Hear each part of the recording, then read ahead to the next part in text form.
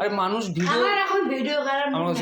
Video বানায় লাখ লাখ টাকা income করতেছে, তুমিও সারাদিন মোবাইলটাই টিপো। বলো টিপো কিনে কে টিপো তাহলে মোবাইলটা?